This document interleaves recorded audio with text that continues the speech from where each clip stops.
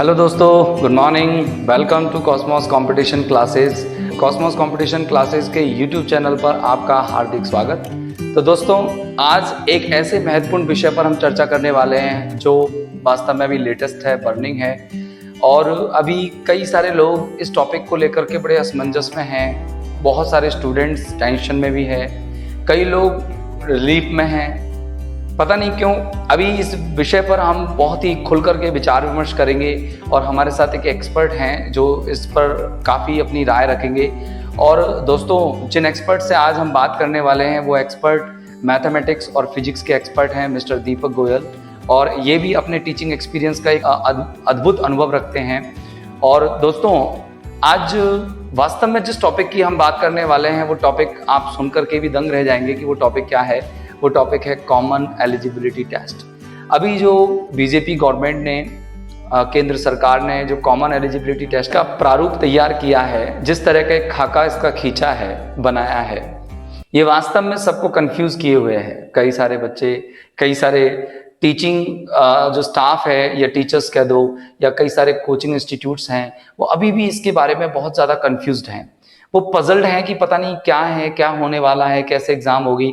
तो ब्रीफ में हम सर से एक बार सर का इंट्रोडक्शन ले लेते हैं कि सर किस तरह की फील्ड में रहे हैं, क्या है। तो सर से एक बार अपना परिचय जानते हैं। Welcome sir, most welcome to Cosmos Competition Classes. तो सर, आप हमें थोड़ा सा अपना परिचय दें कि बच्चे जानना चाहेंगे कि आप किस तरह की फील्ड से बिलोंग करते हैं, किस तरह की आइडियोलॉजी आप रखते हैं। तो थोड़ा सा अपना परिचय दें सर।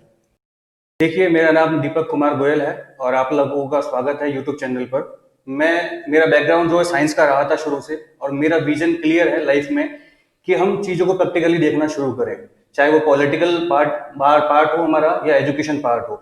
हम हर जगह पे खुली आंखों से चीज़ों को जज कर पाएं, वो हमारा एक थीम है। तो मैंने इस फील्ड में लगभग टीचिंग के फील्ड में 5 ईयर्स 6 ईयर्स हो चुके हैं मुझे। मैं अपने इंजीनियरिंग टाइम से ही टीचिंग में था, क्योंकि मेरा दिलचस्पी था हमेशा लोगों को गाइड करने का। तो फिजिक्स था और मैथमेटिक्स, दोनों ही पार्ट को मैं कवर करता था, और आज भी मैं उसी फील्ड में हूँ। और साथ में आपको कुछ और जानकारी अभी देना चाहता हूँ जो रिलेटेड है आपकी लाइफ से, कि अगर आप लाइफ स्टाइल अगर आपका अच्छा है, आपका विजन साफ है कि आप क्या चाहते हो लाइफ में, तो आपको डेफिनेटली सक्सेस भी मिलेगी। और इस मार्केट में जिसमें करप्शन और ऐसी बहुत सारी बीमारियां हैं, उनसे भी आपको निजात मिलेगी। तो डेफिनेटली आपका विजन बहुत क्लियर होना जरूरी है। अच्छा, तो सर दरअसल ये सीईटी है क्या, इसका फुल फॉर्म क्या है? देखो, सीईटी होता है कॉमन एलिजिबिलिटी टेस्ट होता है, और ये एग्जाम जो गवर्नमेंट ने रखा है, इसका मेन मोटिव ये है कि जो टीयर 1 का एग्जाम हमको एसएससी, बैंकिंग और रेलवे में देना होता है, तो उन सब की जगह पे एक कॉमन टेस्ट हो जाएगा, और लोगों को प्री का एग्जाम अलग अलग सभी जगह पे नहीं देना होगा। अच्छा सर, ये जो एग्जाम कंडक्ट कराई जाएगी, कॉमन एलिजिबिलिटी टेस्ट, उसकी एलिजिबिलिटी क्राइटेरिया क्या होगा? उसका एज, जो अभी हम जैसे कोई भी एग्जाम का नोटिफिकेशन देखते हैं तो उस नोटिफिकेशन में एलिजिबिलिटी क्राइटेरिया दे रखा होता है, एज एलिजिबिलिटी दे रखी होती है, इसमें फीस दे रखी होती है कि कितनी फॉर्म फीस लगेगी, प्रोसेसिंग टाइम दे रखा होता है। तो ये सब कुछ आप इसके बारे में हल्का सा। देखिए, सबसे पहली चीज तो मैं कहूंगा कि जैसे आप लोगों को एसएससी या बैंक में जब आप एग्जाम देते थे पहले, तो आपको ये होता था भाई कि 12th पास के बाद में ये फॉर्म भर सकते हो, या ग्रेजुएशन के पास में ये फॉर्म भर सकते हो। ऐसे ही सीईटी में 3 लेवल रखे गए हैं फिलहाल, एक 10th बेसिस पे, एक 12th बेसिस पे और एक ग्रेजुएशन बेसिस पे। रेस्पेक्टिव जो भी एग्जाम्स आपके आगे होंगे, उसमें उसी हिसाब से वो स्कोर कार्ड आपका वर्क करेगा।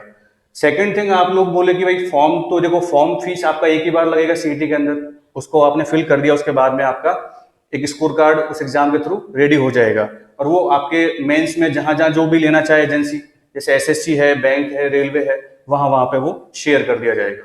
फिर आपका आगे का प्रोसेस वर्क करेगा। तीसरी बात आती है एज की, कि एज का क्या क्राइटेरिया है। तो देखो भाई, एज का तो एक क्राइटेरिया है। अब 10वीं पास वाला बच्चे की बात करें तो भाई 17 साल की एज से पहले अपन गवर्नमेंट जॉब्स जनरली अलाउ नहीं होती है, अपने को मालूम है, 17-18 साल का जो है, तो वहां से क्राइटेरिया रहेगा। और जो कैटेगरी वाइज बात करें तो कैटेगरी में जो रिलैक्सेशन प्रोवाइड किया है सेंट्रल गवर्नमेंट ने, वो यहाँ भी फॉलो होगा बकायदा। अगर जैसे आपको मालूम है कि जनरल कैटेगरी में 27 साल के बाद में जनरली एग्जाम्स के लिए हम एलिजिबल नहीं रह पाते हैं, वैसे ही एसटी एससी में जैसे 10 ईयर्स का मतलब एक्सटेंड किया हुआ है, तो वही सब रूल्स रहने वाले हैं।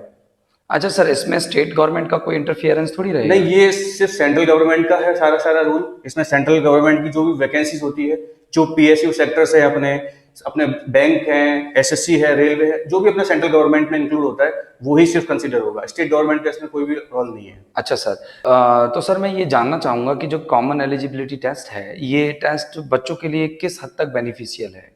तो देखो इसमें बेनिफिशियल की बात ऐसी है सबसे पहली कि देखो बच्चे ने अगर एक बार दो बार प्रिपरेशन किया, जैसे आपको पता है सीईटी का जो एग्जाम है एक साल में 2 बार होगा, तो उसमें क्या है बच्चे ने अगर एक साल में अगर एक बार भी अच्छे से मेहनत कर ली और एक बार अच्छा स्कोर कार्ड उसका आ गया तो वो 3 साल तक चलने वाला है।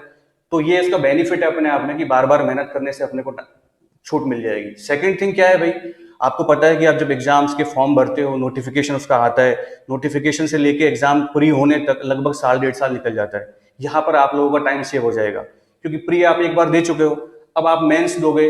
तो देखो प्री के अंदर सिस्टम क्या है कि प्री आपने दिया विद इन, जैसे अभी तो रिजल्ट का बताया नहीं है, 1 हफ्ते 2 हफ्ते में रिजल्ट आ जाएगा उसका, तो आपका प्री क्लियर हो गया। अब आप मेंस की प्रोसेस में आगे बढ़ोगे, जहां आप 1.5 साल में जाके मेंस पर पहुंचते थे वहां आप लगभग 1.5 महीने में पहुंच पाओगे। तो आपका टाइम कंजम्पशन बच जाएगा यहाँ पे। सेकंड, आपकी फीस बच जाएगी। तीसरा पॉइंट जो है वो ये है कि डिस्ट्रिक्ट सेंटर्स बनाए जाएंगे, लगभग 1170 डिस्ट्रिक्ट सेंटर्स बनाए जाएंगे ऑल इंडिया में, जहां पर आप अपनी एग्जाम्स को दे सकते हो।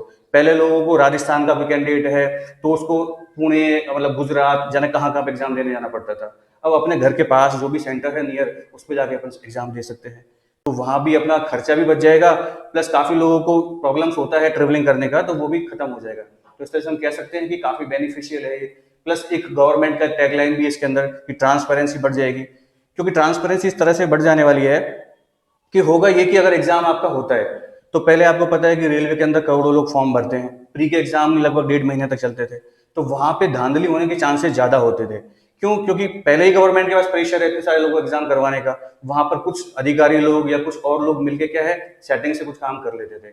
अभी जब प्री क्लियर हो जाएगा तो लोग पहले ही बाहर हो जाएंगे, तो कम लोगों का मेंस होने वाला होता है, तो वहां पर वैसे ही प्रेशर कम होगा उन लोगों के पास में।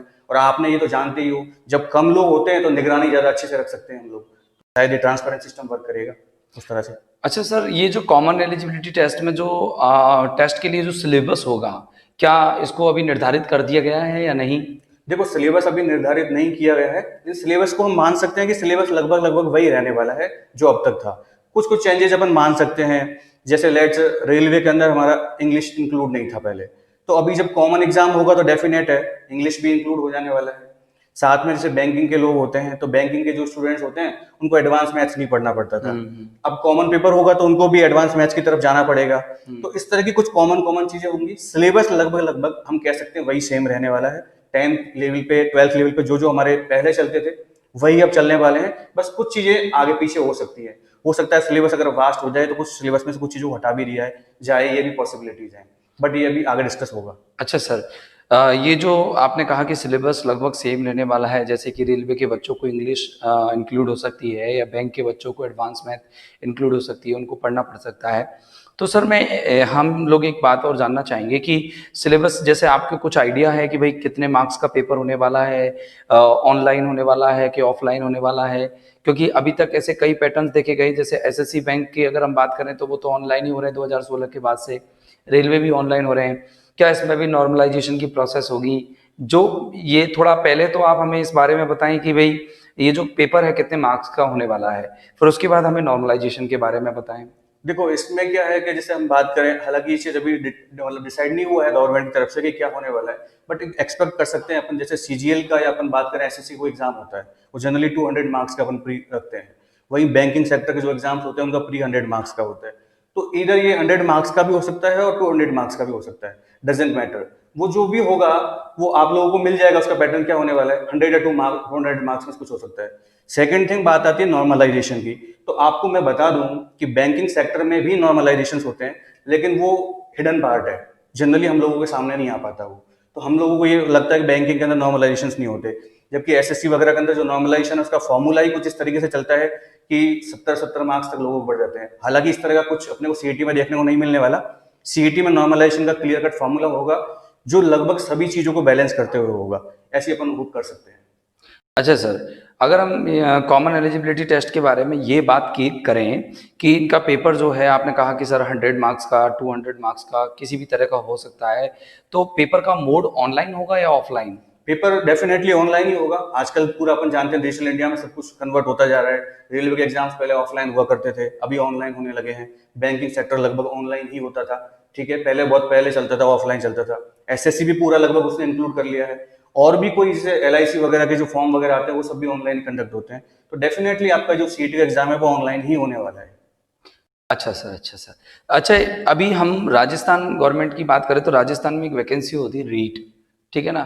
तो वो एलिजिबिलिटी टेस्ट होता है टीचिंग का, तो उसमें क्या होता है कि नेगेटिव मार्किंग नहीं होती है और 150 मार्क्स का होता है, साइकोलॉजी भी एडेड होती है। तो इसमें जैसे साइकोलॉजी एक डिफरेंट सब्जेक्ट है जो बच्चों को पढ़नी पड़ती है, तो क्या इस तरह की कोई सब्जेक्ट आ सकती है या फिर नेगेटिव मार्किंग के बारे में हमें बताएं थोड़ा सा।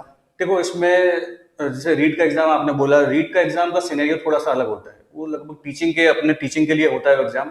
तो वहां पर अपन साइको जो एग्जाम साइको का जो सब्जेक्ट है वो इंक्लूड होता है, क्योंकि टीचर की मेंटेबिलिटी सबसे पहले चेक होना जरूरी है। बच्चे को तो हम तभी गाइड करेंगे जब हम खुद सक्षम हो पाएंगे, तो वहां पर साइको होना जरूरी है। बट यहाँ जब हम बात कर रहे हैं एसएससी के या फिर सीईटी के सिनेरियो में बात कर रहे हैं, तो उस जगह पे क्या है, आपका नेगेटिव मार्किंग डेफिनेट होने वाला है। एक बात तो ये पक्की है, नेगेटिव मार्किंग हुआ। ऐसे कोई सब्जेक्ट्स जो है ना साइको वगैरह, ये हमारे यहाँ सिलेबस में उम्मीद है कि जहाँ तक ऐड नहीं होने वाले, क्योंकि हमारे पास में टीयर 1 टीयर 2 के और आगे जो प्रोसेस है उसमें आपका डिस्क्रिप्टिव होता है। इंटरव्यू तो हालांकि खत्म कर दिया गया है ग्रुप बी और ग्रुप सी के एग्जाम से, अभी तो वहाँ इंटरव्यू तो नहीं होता। बट इन प्रोसेस में गुजरते वक्त हर सब्जेक्ट हमको पढ़ना पड़ता है, लगभग लगभग सारे सब्जेक्ट्स आते हैं। जैसे रीजनिंग वाला सेक्शन है, ये अपने आप में इस तरह से बिल्ड किया जाएगा। हालांकि अभी जो रीजनिंग बिल्ड की जाती है उसमें ये होता है कि कॉमन बच्चा रट रटा के एक पैटर्न पे चलता है और हो जाता है काम। लेकिन आपको मालूम बैंकिंग वाले स्टूडेंट्स भी एग्जाम देंगे तो थोड़ा सा रीजनिंग का लेवल बढ़ जाएगा, अभी रीजनिंग का लेवल थोड़ा चेंज हो जाने वाला है।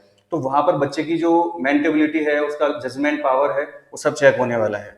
जैसे फॉर एग्जाम्पल स्टेटमेंट कंक्लूजन के क्वेश्चन एसएससी वगैरह में तो ये क्वेश्चन ही जनरली देखने को मिलता है कभी कभी, लेकिन बैंकिंग में ये क्वेश्चन फ्रिक्वेंसी में ज्यादा आते हैं। तो इस तरह के क्वेश्चंस जो है अपने आप में आपकी साइकोलॉजिकल पावर जो है, आपकी मेंटलिटी स्ट्रांग है नहीं है, वो सब चेक होता है वहां पर। तो इस तरह के सब्जेक्ट्स ऐसा कह सकते हैं अपन कि ऐसा कुछ होने वाला है। अच्छा सर, जैसे कि अभी रेलवे का कोई स्टूडेंट रेलवे की एग्ज़ाम की तैयारी करता है, तो उसको पता होता है कि मुझे कितना कैसे किस सब्जेक्ट में कितना पढ़ना है, कौन-कौन सी बुक्स मुझे पढ़नी है।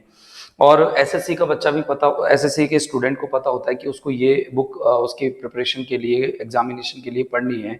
बैंक को भी अलग से पता होता है। अब जब ये एक मिक्स्ड टेस्ट होने वाला है, तो मैं समझता हूँ कि काफ़ी हद तक स्टूडेंट ये कन्फ्यूज़्ड रहेंगे कि भई उनको कौन-सी सब्जेक्ट कैसे पढ़नी है, किस लेवल तक पढ़नी है। जैसे कि हम कहते थे कि रेलवे के बच्चों को हम मैथमेटिक्स जो है एसएससी के लेवल की नहीं पढ़ाते थे, और रेलवे के बच्चों को जो मैथ पढ़ाते थे उससे अच्छा लेवल जो हम एसएससी में लेके चलते थे मैथ का। बैंक में अगर हम बात करें तो कैलकुलेशन को हम बहुत ज़्यादा वेटेज देते थे। वहाँ रीजनिंग भी कई हद तक थोड़ी डिफरेंट टाइप की आती थी। इंग्लिश भी जो है लैंग्वेज प्रोफिशिएंसी पर क्वेश्चन पूछे जाते थे। तो क्या स्टूडेंट, रेलवे वाला स्टूडेंट बैंक के लेवल तक तैयारी करे, या बैंक का स्टूडेंट या बैंक के एग्जाम की तैयारी करने वाला स्टूडेंट रेलवे की लेवल पर तैयारी करे, एसएससी का बच्चा किस लेवल पर तैयारी करे? तो थोड़ा सा आप इस पर लाइट डालिए सर। देखिए लेवल की बात अगर हम बात करें कि लेवल क्या है, तो देखो कॉमन लेवल रहने वाला है, ऑब्वियस सी बात है। जब कॉमन एग्जाम होगा तो लेवल कॉमन रहेगा। ऐसा नहीं है कि बैंकिंग सेक्टर के लोगों को बहुत बेनिफिट होने वाला है, कि बैंकिंग सेक्टर के लोग आगे निकल जाएंगे, ऐसा कुछ भी नहीं है। देखो बैंकिंग के अंदर जो चीजें होती हैं, हो सकता है उस सिलेबस में थोड़ा सा डाउन कर दिया जाए उसको, क्योंकि सबको ओवरऑल हमको इंक्लूड करके चलना है। ऐसा नहीं है कि बैंकिंग को हाईलाइट करना है हमको। तो हो सकता है थोड़ा सा आपका जो लेवल है बैंकिंग का वो थोड़ा नीचे आ जाए, ताकि वो कॉमन सब लोगों के साथ में एडजस्ट कर सके, ऐसा पॉसिबिलिटी में है।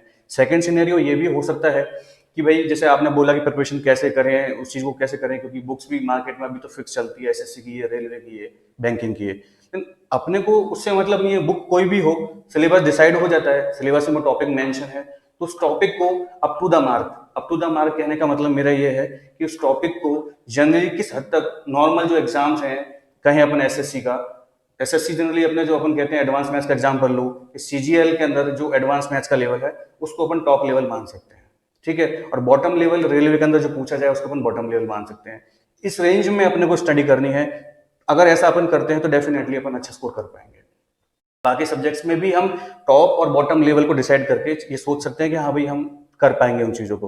लेकिन टॉप और बॉटम लेवल आपको ही चेक करना पड़ेगा, क्योंकि वहां तो सिंपली सिलेबस में आपको टॉपिक मेंशन होगा, आपको बोल दिया जाएगा coordinate geometry means coordinate geometry, ठीक है। अब वहां कुछ भी हो सकता है, लेकिन क्या हो सकता है वो टॉप बॉटम लेवल, हालांकि टीचर्स वगैरह आपको धीरे धीरे सब गाइड करते जाएंगे, जैसे सिलेबस आएगा वैसे वैसे और भी चीजें आपको मिलेगी नॉलेज में। अच्छा सर, सर जैसे कि आपको पता है कि जैसे एसएससी अपने आप में एक बहुत बड़ा एग्जाम है, रेलवे भी अपने आप में बहुत बड़ा एग्जाम है, बैंक में डिफरेंट डिफरेंट टाइप के जैसे आईबीपीएस लेता है, एसबीआई लेता है, आरआरबी लेता है, तो ये अलग अलग बाइफरकेट बच्चे मतलब बढ़ जाते हैं। तो अभी जब कॉमन एलिजिबिलिटी टेस्ट होगा तो एक बहुत बड़ा क्राउड गवर्नमेंट के सामने होगा जो एग्जाम के लिए उनके लिए एक बहुत बड़ा एक मान लीजिए कि एक प्रॉब्लम उनको फेस करनी पड़ेगी कि इतने सारे बच्चों का किस तरीके से पेपर कराया जाए। एसएससी का ही देख लेते हैं तो लगभग हम 17-18 दिन तक एसएससी का एग्जाम चलता है, रेलवे का 1.5 महीने तक एग्जामिनेशन चलते रहते हैं। तो अगर कॉमन एलिजिबिलिटी टेस्ट होगा तो मेरे हिसाब से 6 महीने तो एग्जाम कराने में लग जाएंगे। नहीं, देखो ऐसा नहीं है। ये इसका जो पैटर्न है एग्जाम का वो थोड़ा सा डिफरेंट है। जैसे आप लोगों ने अगर सुना होगा तो कैट जो अपना एक अच्छा एग्जाम होता है, इंडिया का टॉप लेवल एग्जाम है, उस सिनेरियो पे ही इसको, उस बेसिस पे ही इसको लिया गया है सीईटी को। आप अपना सेंटर और अपनी डेट खुद चूज कर सकते हो। अगर आपको लगता है कि मैं नेक्स्ट वीक में फ्री हूँ, अपना एग्जाम दे सकता हूँ, तो मैं उस वक्त के लिए अपने आप को सीट अलोकेट कर दूंगा, ठीक है, और मैं उस दिन जाके अपने सेंटर पे एग्जाम दे सकता हूँ। ये ऐसा नहीं है जैसा आप सोचते हो कि पर्टिकुलर डे में सब लोगों का एग्जाम होगा, वैसा नहीं है। अपनी चॉइस है, हम कौन सी डेट में एग्जाम देना चाहें और किस सेंटर पे एग्जाम देना चाहें, वो हमको इतनी फ्लेक्सिबिलिटी दी गई है वहां से। अच्छा, तो वो डेट का अनाउंसमेंट तो गवर्नमेंट ही करेगी ना कि ये डेट्स आपके सामने हैं। जैसे हम फॉर्म भरेंगे, इसका रजिस्ट्रेशन करेंगे, रजिस्ट्रेशन अपना ऑनलाइन हो जाएगा, ऑनलाइन प्रोसेस होगा पूरा। ऑनलाइन हो जाने के बाद में आपके पास में इस तरह के ऑप्शन शो होंगे जहां पर आपको अलोकेशन के लिए अलग अलग टाइम स्लॉट्स और अलग डेट दी जाएगी। वहां से आप अपनी चूज कर सकते हैं कि भाई मैं इस दिन फ्री हूँ, इस दिन दे सकता हूँ। जैसे किसी व्यक्ति ने रजिस्ट्रेशन कर लिया पहले, अब उसने उस वक्त कुछ भी चूज नहीं किया कि मैं कब देने वाला हूँ, तो कोई इशू नहीं है। आगे वो रजिस्ट्रेशन आईडी और पासवर्ड को ओपन करके और अपने जो पैनल है उसमें जाके अपना चूज कर सकता है डेट की भाई नेक्स्ट वीक में मैं फ्री हूँ। अगर सीट अलोकेट हो गई किसी को, क्योंकि उसका एक मैनर होगा कि पर्टिकुलर डे में मुझे ऑल इंडिया में इतने लोगों का एग्जाम लेना है। अगर वो सीट्स फुल हो जाते हैं, अगर नेक्स्ट बंदा उसी दिन अगर चाहता है कि मेरा एग्जाम हो, तो सेम डे उसको पॉसिबल नहीं होगा, फिर उसको कोई और डे चूज करना पड़ेगा। तो इससे रश भी कम हो जाएगा, प्लस गवर्नमेंट का वर्कलोड भी कम हो जाएगा। लेकिन सर ये तो नेगेटिव पॉइंट है। हाँ, क्या अगर जैसे किसी स्टूडेंट को ये अथॉरिटी मिल गई कि उसको वो सेंटर भी अलोकेट अपने हिसाब से कर सकता है, डेट भी खुद की चूज कर सकता है, तो यहाँ तो धांधली होने के पूरे चांसेस बनते हैं। बिल्कुल। मेरा भी सिनेरियो गवर्नमेंट के, जैसे गवर्नमेंट का एंगल तो ये है कि सिस्टम ट्रांसपेरेंट होने वाला है, सब कुछ है, बट मेरे सिनेरियो की अगर मैं अपने अकॉर्डिंग बात करूं तो मुझे भी ये लगता है कि यहाँ पर अपनी जो एक सिक्योरिटी है वो ब्रीच होगी। क्यों होगी? क्योंकि जब आपको पता है, मैं एग्जांपल के लिए कुछ सेंटर्स के नाम बताता हूँ आपको। जैसे एसएससी के अंदर एक फेमस सेंटर था सोनीपत, हरियाणा के अंदर। अभी वो रेड जोन में है। रेड जोन इन सेंस वहां पर एग्जाम्स कंडक्ट नहीं होते हैं, क्योंकि उस सेंटर की सिक्योरिटी गवर्नमेंट से हैंडल नहीं हुई। तो वहां पे हर बार जब भी एग्जाम सेंटर दिए गए तो लोगों को भर भर के सिलेक्शन हुए हैं, उन लोगों के पैसे दे दे के, तो उसको गवर्नमेंट हैंडल नहीं कर पाई। उसके बाद में उन्होंने सोनीपत को अपने उस सेंटर से बाहर कर दिया। लेकिन जैसा कि अब गवर्नमेंट ने पॉलिसी रखी है इस सीटी के एग्जाम के अंदर कि डिस्ट्रिक्ट अपने हिसाब से चूज कर सकते हैं, तो हर पर्सन डेफिनेटली जहां पे उसकी जानकारी होगी वहां पे चूज करने की कोशिश करेगा। मैं उम्मीद करता हूं यहाँ पर इस गवर्नमेंट इस चीज पे कोई ध्यान दे और कम से कम इस चीज को अपने पास सुरक्षित रखे कि वो अपने हिसाब से सेंटर एलोकेट करे। अदरवाइज ये चीज अपने आप में जो खिलवाड़ हमारे फ्यूचर के साथ में अब तक हो रहा था वो और हाई लेवल पे चला जाएगा। तो उम्मीद करता हूँ गवर्नमेंट इस बात पे ध्यान देगी। अच्छा अच्छा। हाँ सर, ये जो अभी हम जिस परिप्रेक्ष्य पर बात कर रहे थे, जिस दृष्टिकोण पर बात कर रहे थे कि आपने कहा कि जब स्टूडेंट्स को खुद को सेंटर्स मिलेंगे तो वो धांधली होने के, तो गवर्नमेंट इस ट्रांसपेरेंसी पर किस तरीके से ध्यान दे सकती है? मतलब गवर्नमेंट अगर बात करे कि डिस्ट्रिक्ट अलोकेट करे अपने हिसाब से, तो फिर तो कॉमन एलिजिबिलिटी का जो मेन एजेंडा उनका है कि भाई आप घर पर ही मतलब अपने होम डिस्ट्रिक्ट में ही एग्जाम दे पाएंगे, तो वो तो खत्म हो जाएगा उसका। देखिए, गवर्नमेंट ने ये एक्चुअली जो डिस्ट्रिक्ट सेंटर्स पे जो एग्जाम्स का जो प्रोसेस रखा है उसका मेन मोटिव उन लोगों ने एक एंगल से चीज़ों को सोचा है, जो मुझे लगता है उन्होंने इस एंगल से सोचा है कि जैसे घर की गर्ल्स होती है, लेडीज होती हैं जो एग्जाम्स देना चाहते हैं, आगे बढ़ना चाहते हैं, उन लोगों को जनरली बाहर जाने के परमिशन नहीं मिल पाते, तो वो लोग एग्जाम दे पाएं अपने आसपास ही कहीं। ये सिनेरियो उन्होंने सोच के और ये काम किया है गवर्नमेंट ने। लेकिन उन्होंने ये ध्यान नहीं रखा कि सिक्योरिटी तो यहाँ से ब्रीच होने वाली है, क्योंकि जो लोग करप्ट हैं, जिन लोगों ने आज तक सब कुछ इस तरह से किया है, वो लोग इसका एडवांटेज लेने वाले हैं डेफिनेटली। तो यहाँ पर गवर्नमेंट एक काम कर सकती है कि जो लोग जिस डिस्ट्रिक्ट के अंदर आते हैं, जो लोग डिस्ट्रिक्ट के अंदर आते हैं, उनको उस डिस्ट्रिक्ट के अलावा उस स्टेट में किसी और डिस्ट्रिक्ट की तरफ प्रोवाइड किया जाए। साथ में ये भी ध्यान रखा जाए कि उस पर्टिकुलर सेंटर पे एक लिमिटेड क्राउड को ही रखा जाए, प्लस आपकी जो स्पेशल एक टीम बनाई जाए, स्पेशल एक ग्रुप बनाया जाए गवर्नमेंट का, ठीक है, डिफेंस लेवल पे कहीं पे भी ऐसा स्पेशल ग्रुप बनाया जाए जो अपनी जो जनरल ड्रेस है उसमें जाके और वहां पर उसको वेरीफाई करे।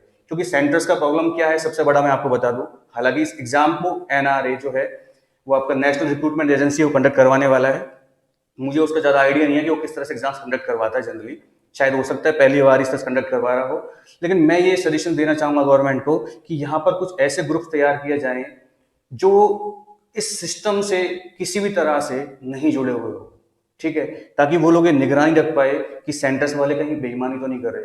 क्योंकि जनरली अब तक 90% जितने भी करप्शंस एग्जाम से रिलेटेड हुए हैं उसमें लेबोरेटरी वाले लोग, सेंटर्स को खरीदने वाले लोग यही इन्वॉल्व होते हैं। या तो सेंटर्स उन लोगों को दिया जाए जो बिल्कुल अथॉरिटी जिनके पास में हो, ठीक है, अगर उनको नहीं दे सके तो अपने एंड से एक ऐसी टीम हो जो उस चीज को वेरीफाई करती रहे लगातार एग्जाम के प्रोसेस के दौरान, तब अपन कह सकते हैं कि चीजें शायद सेफ हो सकती है। अच्छा सर, ये कॉमन एलिजिबिलिटी टेस्ट जो है ये बच्चों के लिए कहीं किसी जगह पर नेगेटिव तो नहीं है, नकारात्मक तो नहीं है, कहीं बच्चों को इससे लॉस तो नहीं होने वाला? हमने अभी तक बेनिफिट्स पर चर्चा की है कि इससे कई सारे बेनिफिट्स होने वाले हैं।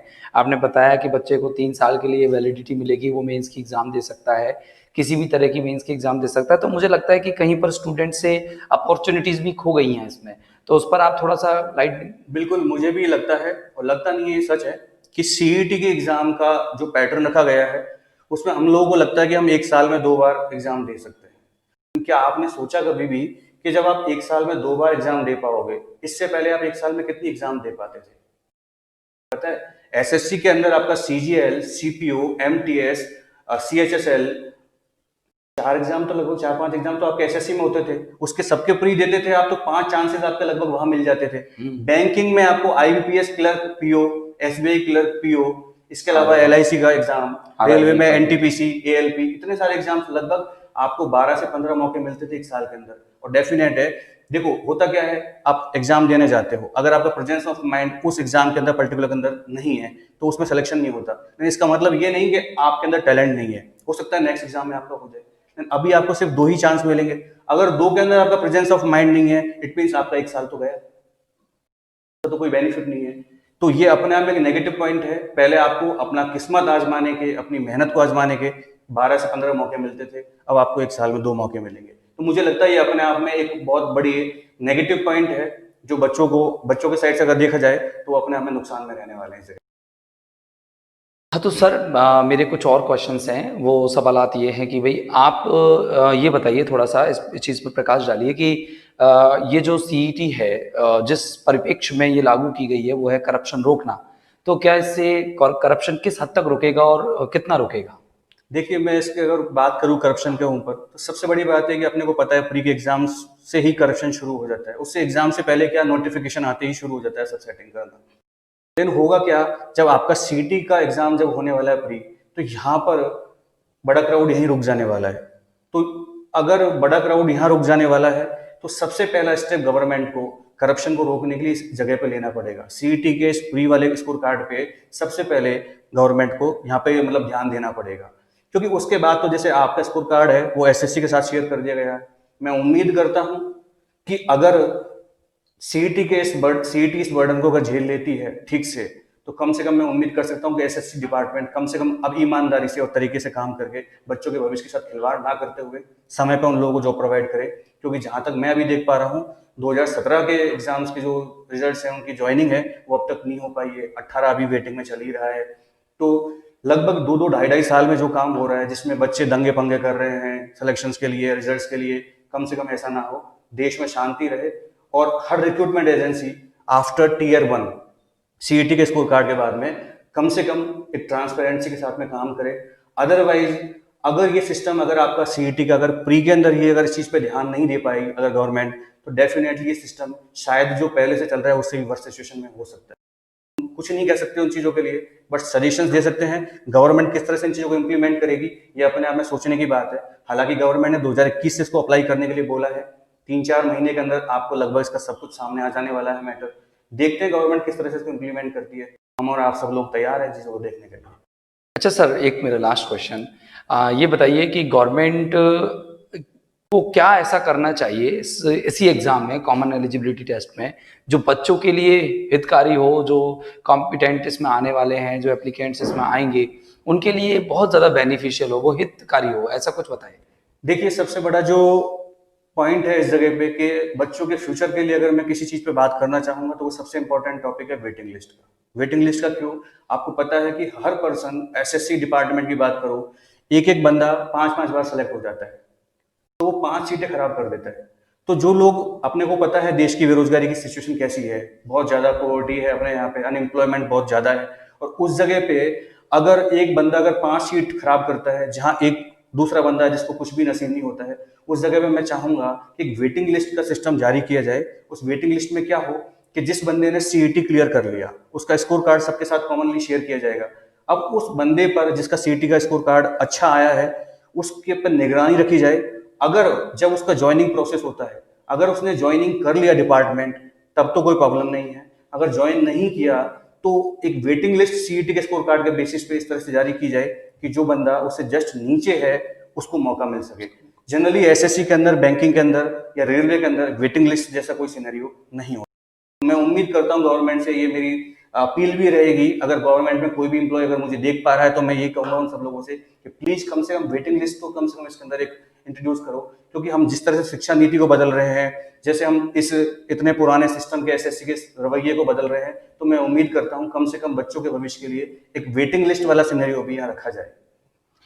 Sir thank you very much, बहुत बहुत आपका धन्यवाद। आपने अपने विचारों से और सीईटी पर अपने एक्सपीरियंसेस से काफ़ी सारी चीज़ें बताई। बच्चों को कहीं ना कहीं ये बहुत यूज़फुल होंगी और जो कन्फ्यूज़न है किसी हद तक बच्चों का कम हुआ होगा।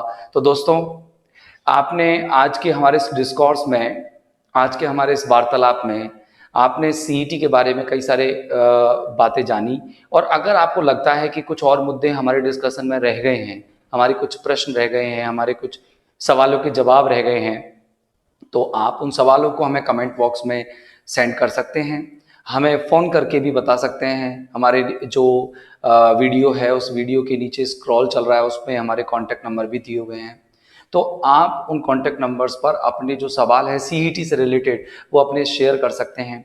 और भी ज़्यादा जानकारी के लिए आप हमसे कॉन्टैक्ट कर सकते हैं, कमेंट कर सकते हैं। तो दोस्तों, ये एक ऐसा पहलू है, ये एक ऐसा प्रारूप है जो हमारे सामने बिल्कुल नया आने वाला है।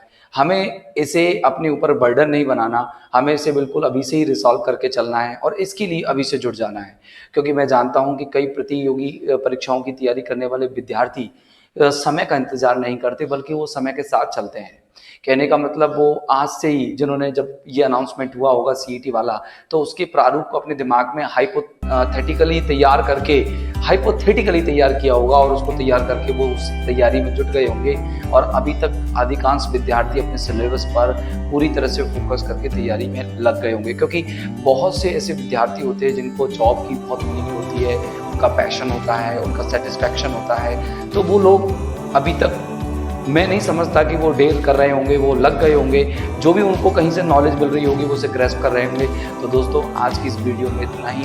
और आपने हमारी वीडियो को, हमारे इस डिस्कोर्स को अच्छे से सुना, इसमें आप इन्वॉल्व रहे, इसके लिए आपका बहुत बहुत अभिनंदन। Thank you very much. नमस्कार।